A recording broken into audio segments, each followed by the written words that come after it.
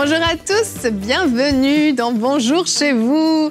Aujourd'hui, nous allons parler d'épargne, finance. On va voir l'épargne selon la Bible. Pourquoi c'est si important d'épargner. Et avant que je vous présente notre invité de la semaine et la chroniqueuse qui m'accompagne, j'aimerais vous rappeler une information très importante. Canal+ a changé la numérotation de plusieurs de ses chaînes et désormais, retrouvez la chaîne EMCI TV sur la chaîne 317. Mémorisez bien cette information, partagez-la autour de vous. Certains vont peut-être dire, mais où est passé EMCI TV? Nous sommes toujours là sur Canal+ Afrique, sur le numéro 317. Et aujourd'hui, nous sommes jeudi et j'aimerais saluer toute la grande famille des partenaires. Et vous le savez, jeudi, je lis un commentaire de partenaire. Aujourd'hui, c'est Brian de Belgique qui nous a écrit. C'est un jeune homme de 26 ans qui nous dit qu'il a grandi dans une famille qui n'était pas au Seigneur, qui n'était pas chrétienne, du côté maternel et du côté paternel. Sa grand-mère lui parlait souvent du Seigneur, mais il dit « je n'y comprenais rien ». Il nous dit « mais aujourd'hui, tout a changé. Cela fait maintenant quelques mois que j'ai donné ma vie à Dieu. Depuis 3 mois, j'ai enfin trouvé ma première église. Et avant même cela, vous étiez là. Cela fait plus d'1 an que je regarde vos émissions. Elles m'ont fortifié, encouragé, relevé. Dieu vous a utilisé afin de toucher mon cœur. Aujourd'hui, même si je n'ai plus beaucoup de moyens, j'ai tenu à faire un don. C'est avec un grand cœur pour bénir l'œuvre que vous faites. Merci Brian, vraiment, merci infiniment pour tout ce que vous semez. Il continue en disant « Continuez ce merveilleux travail, que Dieu vous bénisse et vous garde grandement avec tout son amour. » Brian, merci beaucoup pour ta générosité, merci pour ton cœur et vraiment que le Seigneur puisse te bénir. Et vraiment à chacun d'entre vous qui semez régulièrement dans cette œuvre, qui semez mensuellement, à toute la belle et grande famille des partenaires, on veut dire un grand merci parce que vous le savez, ce ministère ne pourrait pas produire tout ce qui est fait sans votre soutien. Notre œuvre vit en grande majorité des dons et ce que vous semez fait toute la différence. Alors merci de tout cœur. Et si vous nous écoutez, vous n'êtes pas encore partenaire, peut-être que vous aussi, comme Brian, vous nous suivez depuis plus d'1 an ou peut-être que vous venez juste de découvrir cette émission, peu importe. Nous faisons appel à votre cœur. Si vous avez à cœur de pouvoir vous investir, semer dans cette œuvre, n'hésitez pas. Vous allez sur emcitv.com/don. Chaque don compte, chaque don fait la différence. Que le Seigneur vous bénisse. Et je vais maintenant accueillir Aurélie et notre invité Chris Ndikumana. Bonjour à tous les deux. Bonjour Evelyne, bonjour Chris. 3e jour ensemble. On est toujours aussi contents de se retrouver. Toujours un plaisir. Vraiment, vraiment. Oui. On a parlé du couple les 2 derniers jours, on a parlé aux célibataires, on a parlé aux couples mariés. On a fait un bon petit travail, mais aujourd'hui on va parler finance. Tu vas faire une rubrique réponse d'experts. Tu vas nous dire pourquoi est-ce qu'il faut épargner. Pourquoi il faut épargner, oui. Un thème important, hein. Tu me disais que parfois tu rencontres des gens qui n'épargnent pas, qui n'anticipent pas les dépenses, qui vivent au jour le jour. Voilà. C'était comme ça? Oui, jusqu'à ce qu'on me dise que si tu n'épargnes pas, tu ne seras pas épargné. Oui. Ça, c'est la meilleure. Ça a été une révélation pour toi? Oui. J'avais aucune idée qu'on pouvait épargner. Pourtant, j'avais des masters. Hein. Oh. Oui. Comme quoi, c'est pas juste une question de connaissance, d'intelligence, mais c'est la révélation. C'est ça, la révélation. Oui. Recevez la révélation aujourd'hui. Allez Aurélie, on va te laisser nous partager ta révélation dans la pensée du jour.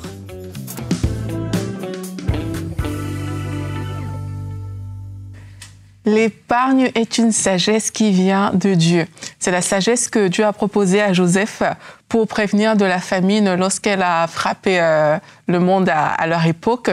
Et ce qui est drôle ici, c'est que Dieu ne lui a pas proposé un miracle pour gérer les années à venir. Dieu n'a pas dit « Ok, on va faire des miracles et puis il n'y aura plus la famine ». Dieu lui a proposé une stratégie d'épargne claire pour se préparer. Et parfois, en tant que chrétien, on se dit, OK, Dieu pourvoira. Un peu comme je disais en intro, moi, je n'y avais jamais pensé parce que je suis née dans une famille où mes besoins étaient pourvus. Donc, dans ma tête, je ne pensais pas du tout que c'était nécessaire d'épargner. Je pensais que ce serait comme ça toute la vie. Et puis, jusqu'au jour, comme je dis, où j'ai reçu cette parole. Dieu, c'est vrai, il est un pourvoyeur, mais quand on voit l'histoire avec Joseph, comme j'ai dit, Dieu ne lui a pas dit « Ok, t'inquiète pas, je vais pouvoir, je vais faire des miracles ». Dieu lui a dit « Épargne ». Et combien est-ce qu'ils ont épargné dans cette histoire? Ils ont épargné le 1/5 de tout ce qui rentrait. Vous pouvez le lire dans Genèse 41. On ne va pas le lire là tout de suite, mais vous pouvez vraiment prendre le temps de lire cette histoire-là. Ils ont épargné le 1/5. Ça correspond à quoi? Ça correspond plus ou moins à 20% de tout ce qui rentrait, en fait, et ils ont épargné. Et aujourd'hui, j'aimerais te dire aussi que s'ils ont pu épargner, c'est parce qu'il y avait des entrées.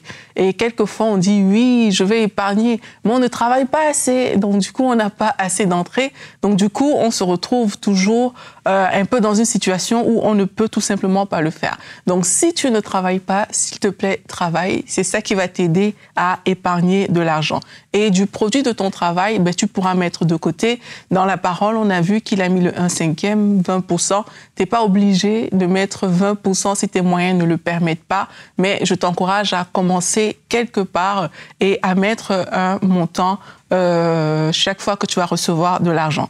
Fixe-toi également un objectif raisonnable et il faut savoir pourquoi tu le fais. Dans le cas de Joseph, c'était pour prévenir de la famine. C'était pas juste en l'air, parce que les choses en l'air, généralement, ne tiennent pas long feu, et aussi fais-le de façon systématique pour ne pas trouver d'excuses. Maintenant, je vais juste conclure en vous disant qu'il ne faut pas non plus tomber dans la peur de manquer, parce que la Bible dit aussi que celui qui épargne à l'excès s'appauvrit. En fait, l'épargne ne doit pas remplacer notre foi. On doit se rappeler qu'on est des gestionnaires des biens que Dieu nous a donnés. Donc, si le Seigneur te dit « donne », abondamment, même si c'est des choses que tu as épargnées, il va falloir le faire parce que nous reposons premièrement sur Dieu. Donc, il faut avoir de l'équilibre, faire confiance à Dieu, mais aussi être rempli de sagesse. Amen. Merci beaucoup, Aurélie. C'était quasiment un conseil du coach que tu nous as fait. Il a fait mon travail. C'est ça, en fait. La dernière fois, il avait dit ça. Là, je n'ai pas parlé du pourquoi. J'ai tout fait pour ne pas aller là-dedans. Il faut savoir qu'à chaque fois qu'Aurélie fait une pensée... Quand tu n'épargnes pas, tu ne seras pas épargné. Tu ne seras pas épargné, ça a marqué. À chaque fois qu'Aurélie fait une pensée, qu'il y a un invité, l'invité va dire, elle a fait ma rubrique. Non, j'ai rien dit sur le pourquoi. J'ai fait exprès. Tu t'es reprise, tu avais envie, mais non. Mais tu as dit l'essentiel. Vraiment. Tu as vraiment dit l'essentiel. Mais c'est super intéressant, l'histoire de Joseph en Égypte est tellement intéressante et tellement instructive, en fait. Et j'aime quand tu dis, Dieu aurait pu faire un miracle, effectivement. C'est ça. Dieu aurait pu leur faire éviter la famine, les prévenir et leur dire priez pour que la famine ne vienne pas. Non, c'était pas ce que Dieu voulait. Dieu voulait leur inculquer quelque chose, un principe important de la sagesse, en fait. Et l'épargne, c'est de la sagesse pure et dure, mise en action. C'est quelque chose de basique, si on veut bien. La Bible même nous dit de regarder les fourmis. Regardez, Proverbe 6, versets 6 et 7. Va vers la fourmi paresseux. À bon entendeur, je ne vous accuse pas de paresseux. Va vers la fourmi paresseux. Observe son comportement et deviens sage. Elle n'a ni chef, ni inspecteur, ni supérieur. En été, elle prépare sa nourriture. Pendant la moisson, elle récolte de quoi manger. J'ai un problème. Vous dites tout ce que je veux dire. On va se répéter, c'est pas grave. Non, ça va. On a dit, il faut que la révélation vienne. Oh là là, il faut que j'arrête de parler de la fourmi. Vas-y, on se complète. De toute façon, tu ne peux pas tout dire. Non, ça c'est sûr. Et quoi qu'il en soit, on le sait, dans un message, il y a à peine 10% qui est mémorisé. Donc si on répète, on aura peut-être un total de 20% à la fin de l'émission.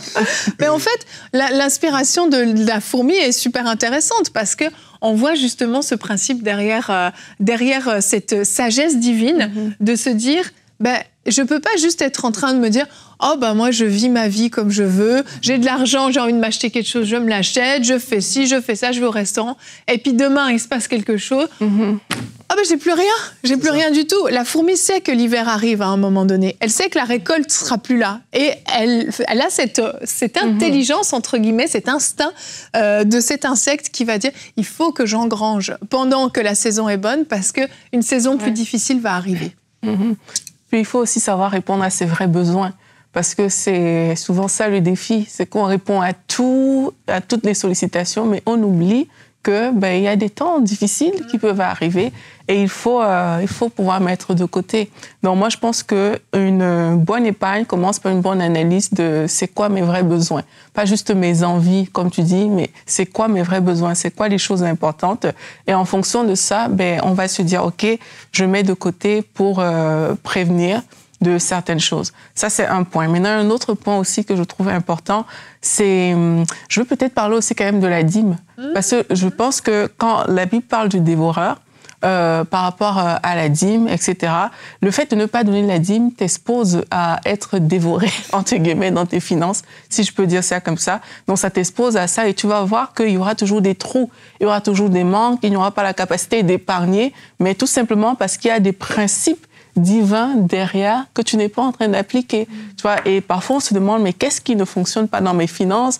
Je ne dépense pas à l'excès, je fais tout bien, mais est-ce qu'il y a des principes peut-être bibliques que tu n'as pas mis en place dans ta vie qui ne fonctionnent pas? Il faut regarder ces choses-là et si on voit que ça ne fonctionne pas, on met de l'ordre dans ses finances, on applique les principes divins et puis bien sûr avec sagesse on épargne comme on a dit. Tout à fait. Je te propose, Chris, parce que moi, j'ose plus rien dire, j'ai peur qu'on passe. Non, c'est bon. Non, mais je veux juste compléter. C'est ça, mais je te propose qu'on commence. Je dis ce que vous n'avez pas dit. C'est ça. Non, mais même tu peux répéter, mais je te propose qu'on aille tout de suite à ta rubrique. On devance le chrono. On va tout de suite à ta rubrique et on va voir maintenant les raisons pour lesquelles il faut épargner dans la rubrique Réponses d'experts. Voilà. Voilà, donc comme je disais, c'est tout le verset que tu viens de donner, de Proverbe 6, verset 6 à 8, c'était le verset clé, et c'est toujours le verset clé. Et c'est parfait. Oui, c'est toujours le verset on a clé. Un beau visuel même. J'ai beaucoup enseigné sur Joseph, comme tu le dis, que ce soit Joseph, que ce soit la fourmi, il y a un dénominateur commun, c'est la sagesse. Donc quelqu'un qui épargne, c'est quelqu'un qui est sage. Tu ne peux pas épargner sans sagesse, parce que comment est-ce que tu vas épargner alors que tu vois que tout va bien? Donc tout va bien, tout marche. Donc Joseph parlait de 7 ans. De récolte. Il y a 7 ans de récolte et quand il y a la récolte, tout va bien. Donc, tu ne peux pas penser à épargner. Pourquoi tu épargnes? Donc, pour épargner, c'est quelqu'un qui est conscient qu'il y aura des moments difficiles. Et j'aimerais dire à tous ceux qui me voient, même si tout va bien chez toi, il y aura des moments difficiles. Donc, c'est comme ça. Il y a des hauts et des bas, c'est comme ça. Même si tu as la foi. Parce que les chrétiens disent, j'ai la foi. Oui, c'est ça. Donc, pourquoi? Quand il y aura des problèmes, Dieu s'en occupera. Mais toi, tu as la sagesse. Donc, revenons sur ce verset, dans Proverbe 6 à 8, je vais aller en profondeur sur ce verset. Donc, il dit, va vers la fourmi, paresseux. Donc, moi, toi, tu as parlé de paresseux. Moi, j'insiste sur la compter fourmi. Fourmi, c'est rien, ça ne me dit rien. Parfois, on écrase ça accidentellement. Mais ici, il y a la révélation. Dieu a créé la fourmi pour être un professeur, nous enseigner la sagesse. Parce qu'il dit, considère ses voies et deviens sage. Donc, si tu observes... Moi, quand j'ai vu ça, ce verset, quand j'ai eu la révélation de ce verset, je cherchais la fourmi. J'essayais de considérer qu'est-ce qu'elle fait, qu'est-ce qu'elle pense. Donc, elle devient sage. Elle n'a ni chef, ni inspecteur, ni maître. Elle prépare en été sans nourriture. Alors, tu as parlé de ça. En été, donc maintenant, c'est l'été qui commence. Donc, la fourmi est consciente. Je ne sais pas comment elle réfléchit. J'aimerais voir ce qui se passe dans son cerveau. Ils sont tout minuscules, le cerveau. Oui, elle sait que même s'il y a le soleil, il y aura la neige. Elle sait qu'il y aura la neige et pendant la neige, elle ne pourra rien faire. Il faut qu'elle se protège. Alors, maintenant qu'il y a le soleil, que tout va bien, au lieu d'aller à la plage, s'amuser avec la famille, les petites fourmis, la femme, elle prépare. Visualise la scène. Elle dit, bon, même si tout va bien, je dois préparer le mois de octobre, novembre. Ouais, novembre. Juste 6 mois. Il y a 6 mois que je dois préparer. Donc, pendant 6 mois, la fourmi a stocké ce qu'il faut. Donc, elle est plus intelligente que les humains. Les humains ne pensent pas à ça. Donc, elle amasse pendant la moisson. Alors, toi qui es pendant la moisson, qu'est-ce que tu fais? Est-ce que tu as la foi? Oui. Bon, alors, moi, j'ai enseigné qu'il faut épargner physiquement dans ton compte bancaire, mais il faut aussi épargner spirituellement. Spirituellement, c'est comment? Quand tu mets à côté, quand tu soutiens l'œuvre de Dieu, quand si tu soutiens la construction d'une église, tu soutiens la sonorisation, tu aides les veuves, tu aides les orphelins. Là, tu épargnes au ciel. Il y a un enseignement dernièrement, si tu vas sur YouTube, tu vas voir ça. Le titre, c'est « Le compte céleste ». Il y a un compte bancaire, je suis sûr. Oui. Mais il y a un compte spirituel au ciel. Alors, parfois, le compte bancaire peut être, il y a de l'argent. Ici, c'est dans ton compte, dans ton compte ici. Mais parfois, ton compte céleste est débiteur. Oh. Donc, il faut que le compte céleste... Donc, ce que tu fais pour Dieu, sans intérêt, donc, pas pour ton... Quand tu es ton frère, tu es ta sœur, ta femme, tes enfants, là, tu n'investis pas au ciel. Donc, mais quand tu fais pour Dieu, Oui. pour une veuve qui ne va pas te rembourser, un orphelin qui ne va rien te donner en retour, là, tu investis au ciel. Donc, j'encourage les chrétiens à investir au ciel. Oui. Mais il ne faut pas s'arrêter là. Parce que quand tu investis au ciel, c'est un acte de la foi. Et la récolte, c'est Dieu qui décide quand. Voilà pourquoi beaucoup de gens donnent et ils sont fatigués. Vous dites les partenaires, ils vivent pendant 1 mois, 2 mois, 3 mois, rien ne change. Et tu abandonnes. Pourquoi? Parce que tu es impatient. C'est Dieu au temps marqué, c'est Dieu qui connaît le temps. Voilà. Donc quand tu investis au ciel, c'est pas pour avoir la semaine prochaine, c'est pas pour avoir le retour dans 1 mois, dans 2 mois, c'est pas ça. C'est Dieu qui connaît. Mais quand tu épargnes ici sur la terre, c'est-à-dire que tu prépares au cas où il y aura quelque chose qui ne va pas. Par exemple, tu travailles, tu peux manquer de boulot. Donc l'entreprise peut fermer, on peut te chasser, je ne sais pas. Mais le jour où tu n'auras pas de travail, c'est l'épargne qui va te secourir. Le jour où tu auras un accident, le jour où ton enfant sera malade, le jour où il y aura un autre virus, comme Covid-19. Ben oui. Donc, ici, c'était mieux, mais en Afrique, les gens ont vraiment souffert parce que les gouvernements n'avaient pas le pouvoir d'aider toute la population. Donc, beaucoup de gens qui vivent jour au jour. Ben oui, ils avaient plus rien. Je vais dire, je n'accuse personne, mais un chrétien qui vit jour au jour, c'est-à-dire qu'il manque de sagesse. C'est-à-dire que tu as un travail. Bon, je donne un exemple. Il y a un chrétien qui peut avoir un salaire de $500. Disons, $500. J'utilise le dollar pour que tout le monde comprenne. Parce que si j'utilise les francs de chez nous, on n'a pas... On va généraliser avec le dollar. Ah ouais, $500, c'est un exemple. Donc, de toute façon, $500, ça a de la valeur. Au Congo ou au Cameroun, francs CFA, voilà. Prenons $500. Tu gagnes $500 par mois et tu viens te plaindre devant Dieu que tu n'arrives pas à joindre les 2 bouts du mois. À partir du 25, tu dois chercher un crédit. Chez nous, on appelle ça découvert. Donc, il faut que la banque te donne pour que tu arrives à la fin du mois. Et quand tu seras payé, on va retirer ça. Et tu vis ça. Chaque mois. Chaque mois. Un cycle. Un cycle, toujours ça. Alors, tu tiens toujours de pleurer que tu ne peux pas joindre les 2 bouts du mois avec $500. Mais quand tu pleures devant Dieu, Dieu peut t'amener quelqu'un qui est dans la même ville, dans le même pays, même ville que toi, qui a plus d'enfants que toi. Toi, tu as 2 enfants, il a 5 enfants, et il nourrit sa femme et ses enfants avec les mêmes $500 dans le même quartier. Donc, pourquoi? Parce que lui, il sait gérer. Donc, c'est un problème de gestion. Alors, qu'est-ce qui se passe? Toi, tu vis au-delà de tes moyens. C'est ça. Oui. La plupart des gens qui souffrent, qui n'arrivent pas à joindre les 2 bouts du mois, la plupart, je ne dis pas tout le monde, mais la plupart, ils vivent au-delà de leurs moyens. Donc, tu vis une vie qui te coûte $600, par exemple, par mois, alors que tu gagnes $500. À la fin du mois, avant la fin du mois, tu dois demander $100 pour joindre la fin du mois. Et quand tu seras payé, on en retire de 500, tu as 400. Et si tu fais ça pendant une année, tu as un trou de $1 200. Aïe, aïe, aïe. C'est beaucoup. Alors, quand tu auras un trou de $600, ça veut dire que même les $500, tu n'as rien. Ça ne suffira même plus, oui. Ça ne suffira plus. Alors maintenant, tu vas commencer à t'endetter, à surendetter. Et tu pleures. Et c'est facile pour le chrétien d'accuser toujours le diable. C'est le diable. Je ne sais pas le terme, mais chez nous, on a un terme de quelqu'un qui a une malédiction des finances. On dit qu'il y a un démon des finances qui, quand ce démon vient... Il a mangé ses finances. Oui, c'est ça. Quand ce démon vient dans ta vie, il dévore tout. Et finalement, on accuse le diable, mais on ne comprend pas que c'est le manque de sagesse. Parce que si tu avais la sagesse, s'il y a quelqu'un qui peut vivre avec ça, Donc, toi aussi, tu peux vivre avec ça. Donc, tu cherches une maison que tu ne peux pas payer. Donc, tu veux une maison de $300 alors que quelqu'un peut vivre avec $100. Il y a une maison de $150, par exemple. J'utilise les chiffres. Alors, tu veux imiter quelqu'un. Tu ne veux pas être sous-estimé. Donc, tu dis, ah non, on va se moquer de moi. Je vais chercher une maison dans un quartier. Alors, vis dans un quartier qui est comparable, qui est avec tes moyens.